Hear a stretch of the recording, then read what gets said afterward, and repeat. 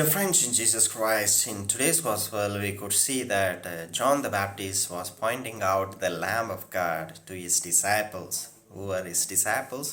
Two of his disciples, John and Andrew.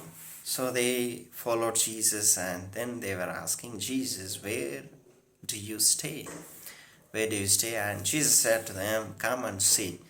So from here, how John the Baptist was ready to point out Jesus, and he was showing the right direction to the disciples, and that's how a teacher must be. This teacher must show the right direction to the students, and following Jesus. And Jesus was asked a question by the two disciples, "Where do you stay?" "Rabbi, where do you stay?" Rabbi means teacher. They were calling him teacher and asking him where he was to stay, where he was to go, where he was going to stay. And then he said, "Come and see."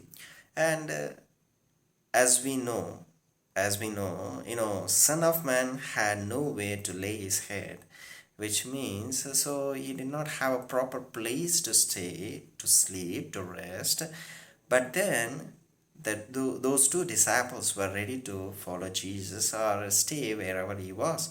And from then onwards, they were listening to Jesus and they were observing Jesus, what he was doing, what he was teaching, and they were learning from Jesus. And then they began to proclaim about Jesus as the Messiah to their loved ones, to their dear ones. What Andrew did, he went to tell Simon Peter that he found the Messiah about whom Moses had written. So therefore, so like that, dear friends, we are also called to proclaim Christ as the Messiah to others, to our loved ones and to the neighbors. So let us take this step to proclaim Christ as the Messiah to others and to point out Jesus as the Lamb of God, as John the Baptist was pointing out to his disciples, pointing out to Jesus,